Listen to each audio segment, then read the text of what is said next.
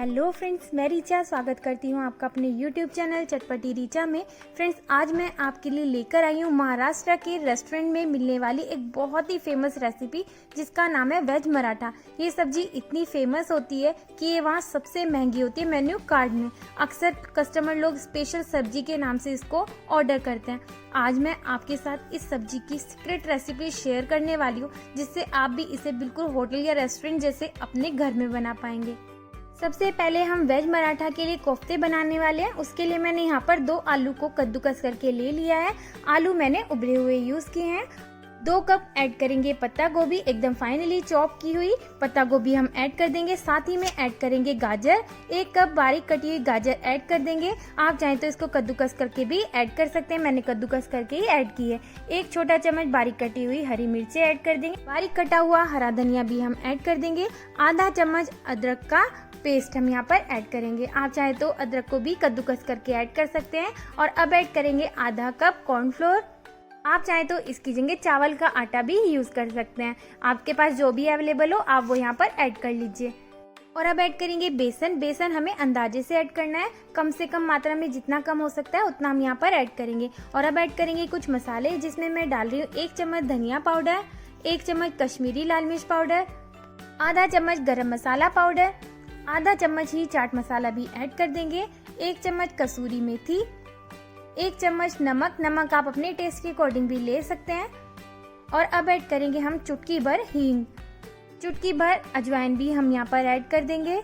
3 छोटे चम्मच ऑयल हम यहाँ पर ऐड कर देंगे। आप जो भी ऑयल यूज करते हैं वो यहाँ पर ऐड कर सकते हैं। ऑयल डालने से कोफ्ते सॉफ्ट बनेंगे। आप चाहे तो इसमें चुटकी भर सोडा भी यूज कर सकते हैं। और अब हल्के हाथों से हम इन सभी को अच्छे से मिक्स कर लेंगे। ध्यान रहे आपको इन्हें बहुत हल्के हाथों से मिक्स करना है क्योंकि हमने सब्जियां इसमें ऐड की हैं और जब सब्जियों में नमक जाता है तो वो अपना पानी रिलीज करने लगती है। तो अगर आप टाइटली हाथ लगा देंगे इसमें तो पानी सब्जियां छोड़ देंगी, इसलिए सभी को हमें बहुत ही हल्के हाथों से मिक्स करना है। ध्यान रहे आपको इसमें बेसन बहुत ज्यादा ऐड नहीं करना है, नहीं तो कोफ्ते कड़क हो जाएंगे। अभी तक मैंने सिर्फ 2 चम्मच ही बेसन इसमें ऐड किया है। अभी जब हमारा मिक्स अच्छे से बन जाएगा तब मैं आपको बताती हूँ टोटल हमने कितना बेसन इसमें ऐड किया है। और अब ऐड करेंगे 1 कप हम बारीक कटी हुई शिमला मिर्च। मैं पहले डालना भूल गई थी, आप जब सब्जियां ऐड करोगे उसी टाइम इसमें शिमला मिर्च भी ऐड कर देना। और अब हम शिमला मिर्च को भी अच्छे से मिक्स कर लेंगे। और अब फिर से हम इसमें ऐड करेंगे 2 चम्मच बेसन। मैंने पहले भी 2 चम्मच ऐड किया था, अब फिर से 2 चम्मच ऐड कर रही हूँ। टोटल हमने 4 चम्मच बेसन इसमें ऐड किया है। और बेसन के साथ हम अच्छे से मिक्स कर लेंगे। यहाँ हमारा मिक्स हो गया है तैयार। अब हाथों में इस तरह से ऑयल को लगा लेंगे और छोटे छोटे इसके हम पेड़े बनाएंगे। पेड़ों को हम हाथों से इस तरह से गोल बनाएंगे। उसके बाद हमें इसको एक सिलेंडर जैसा आकार देना है। जैसे हम मलाई कोफ्ते बनाते हैं ना, उस तरह से हम इसको बनाकर तैयार करेंगे। आप चाहे तो इसको गोल भी बना सकते हैं, पर होटल और रेस्टोरेंट में इसको इसी तरह से बनाया जाता है। और सभी को हम इसी तरह से बनाकर तैयार कर लेंगे। और चलिए अब करते हैं इनको फ्राई। मैंने यहाँ ऑयल को पहले ही रख दिया था गर्म होने के लिए। अब हमें कोफ्तों को फ्राई कर लेना है। फ्रेंड्स, ध्यान रहे कोफ्ते बनाने के बाद आपको इनको रखना नहीं है क्योंकि हमने जो इसमें सब्जियां ऐड की थी वो नमक डालने के बाद पानी छोड़ती हैं। तो आपको इनको बनाने के बाद तुरंत ही फ्राई करने से पहले हमें ऑयल को अच्छे से गर्म कर लेना है और मीडियम फ्लेम पर हमें कोफ्तों को फ्राई करना है। फ्राई करते समय हमें कोफ्तों में बहुत ज़्यादा कड़छी टच नहीं करनी है। अगर हम इसमें बहुत ज़्यादा कड़छी टच करेंगे तो हमारे कोफ्ते फट भी सकते हैं। और उलटते पलटते हुए हम कोफ्तों को बढ़िया सा गोल्डन कलर आने तक फ्राई कर लेंगे। और यहाँ देखिए बढ़िया सा गोल्डन कलर आने लगा है। इनको हम इस तरह से पलट देंगे और दूसरी साइड से भी इनको फ्राई कर लेंगे। और यहाँ देखिए बढ़िया सा गोल्डन कलर आ गया है हमारे कोफ्तों में। इनको हम निकाल लेंगे और बाकी के कोफ्ते भी हम इसी तरह से फ्राई कर लेंगे। और यहाँ देखिए हमारे सारे कोफ्ते बनकर बिल्कुल तैयार हैं। इनको मैं आपको तोड़कर दिखाती हूँ। ये बाहर से बहुत ही ज़्यादा क्रिस्पी और अंदर से एकदम सॉफ्ट बनते हैं। आप देख सकते हैं कितने बढ़िया हमारे कोफ्ते बनकर तैयार हुए हैं। इन कोफ्तों को आप चाहें तो एज ए स्नैक भी इंजॉय कर सकते हैं। यहाँ कोफ्ते तो हमारे हो गए हैं रेडी। अब चलिए बना लेते हैं एक मसाला।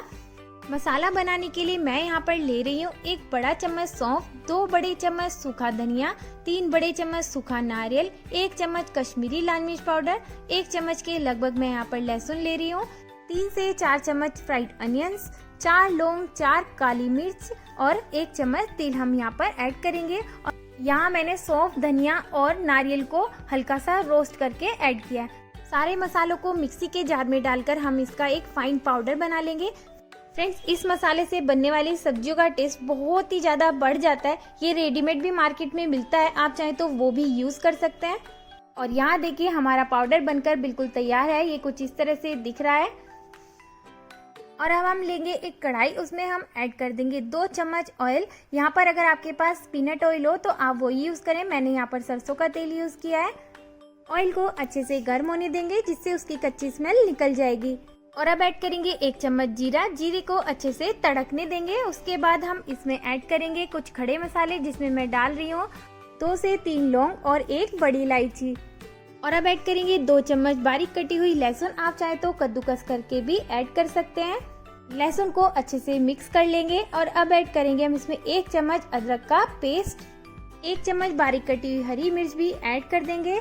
और अब ऐड करेंगे कुछ करी लीव्स और सभी को अच्छे से फ्राई कर लेंगे 20 से 30 सेकंड के लिए। और अब ऐड करेंगे हम इसमें बारीक कटी हुई प्याज। यहाँ मैंने 2 प्याज यूज की हैं, आप प्याज को चाहे तो कद्दूकस करके भी यूज कर सकते हैं। और अब प्याज को भी हम लाइट गोल्डन कलर आने तक बढ़िया से भून लेंगे। और यहाँ हमारी प्याज अच्छे से फ्राई हो चुकी है। इस स्टेज पर हम इसमें ऐड कर देंगे मसाला। जो मसाला हमने अभी बनाया था ना, वो यहाँ पर हम 4 चम्मच ऐड कर देंगे। अगर आप तेज मसाला खाना पसंद करते हैं तो आप सारा मसाला भी ऐड कर सकते हैं। और अब मसाले को हल्का सा ऑयल में हम भून लेंगे। और अब ऐड करेंगे हम इसमें पानी। पानी ध्यान रहे आपको यहाँ पर तेज गर्म ही यूज करना है, इससे मसाला अच्छे से फूल जाएगा। और अब हमें मसाले को तब तक पकाना है जब तक कि इससे ऑयल सेपरेट नहीं होने लग जाता है। और यहाँ आप देख सकते हो ऑयल अच्छे से सेपरेट होने लगा है। इस स्टेज पर हम इसमें ऐड कर देंगे टमाटर। यहाँ मैंने मीडियम साइज के 3 टमाटर यूज किए हैं। 3 टमाटर और 3 ही कश्मीरी लाल मिर्च को मैंने पीस लिया था, जिसका पेस्ट मैंने इसमें ऐड किया है। टमाटर के साथ ही हम इसमें ऐड कर देंगे 1 छोटा चम्मच नमक। नमक आप अपने टेस्ट के अकॉर्डिंग ले सकते हैं। टमाटर के साथ नमक को अच्छे से मिक्स करने के बाद अब हम इसको ढककर पकाएंगे। अब हमें टमाटर को भी तब तक पकाना है जब तक कि इनसे ऑयल अच्छे से सेपरेट नहीं होने लग जाता है। मैं इसको 5 मिनट के लिए इसी तरह से ढककर पकाने वाली हूँ, पर बीच बीच में हम इसको चलाते हुए अच्छे से मिक्स करते रहेंगे।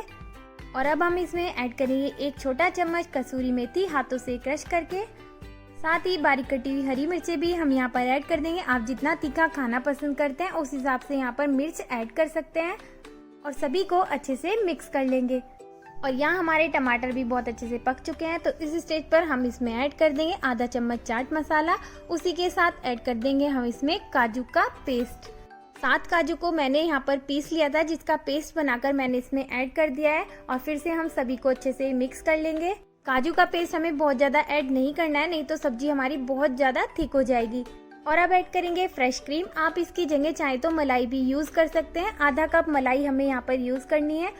और अगर आप मलाई या फिर क्रीम यूज नहीं करना चाहते हैं तो आप इसकी जगह दूध भी यूज कर सकते हैं, पूरी सब्जी में पानी की जगह। और अब हम सभी को अच्छे से मिक्स करते हुए 1 से 2 मिनट तक इसी तरह से चलाते हुए पका लेंगे। सभी को अच्छे से मिक्स करने के बाद अब हम इसमें ऐड करेंगे 2 बड़े चम्मच टोमेटो केचप। फ्रेंड्स, इस सब्जी में थोड़ी मेहनत तो लगती है, पर जो इसका टेस्ट आता है ना वो बहुत ही ज़्यादा लाजवाब होता है। इसका स्वाद इतना ज़्यादा लाजवाब होता है कि आप एक बार खाएंगे तो बार बार इसको खाने का मन करेगा। और इस सब्जी की खुशबू तो इतनी ज़्यादा तेज होती है कि आपके पड़ोसी भी आपके घर तक आ जाएंगे इसको सूंघते हुए। और यहाँ आप देख सकते हो बढ़िया से ऑयल सेपरेट होने लगा है। इस स्टेज पर हम इसमें ऐड कर देंगे पानी। पानी आप अपने अकॉर्डिंग ले सकते हैं, जितनी भी थिक ग्रेवी आप खाना पसंद करते हैं उसके अकॉर्डिंग। पानी हमें बहुत ज़्यादा एक बारी में ऐड नहीं करना है, थोड़ा थोड़ा पानी करके ही हम इसमें ऐड करेंगे। अगर आप एक साथ बहुत सारा पानी ऐड कर दोगे तो उससे हमारी जो ग्रेवी की थिकनेस है वो ख़राब हो जाएगी।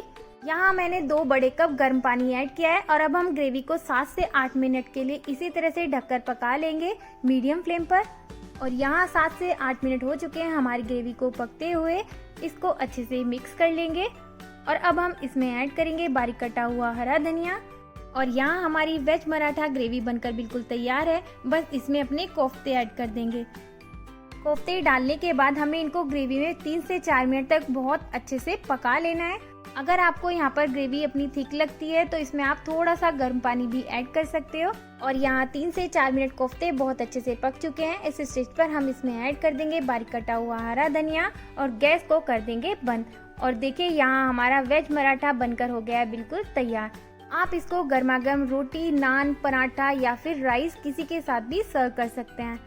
तो फ्रेंड्स, आपको आज की मेरी ये रेसिपी कैसी लगी मुझे कमेंट करके ज़रूर बताना। अगर आपको मेरी ये वीडियो पसंद आई हो तो प्लीज़ लाइक, शेयर और subscribe my channel. Thanks for watching my video. Have a good day. Enjoy कीजिए इसको अपनी फैमिली के साथ। Bye bye.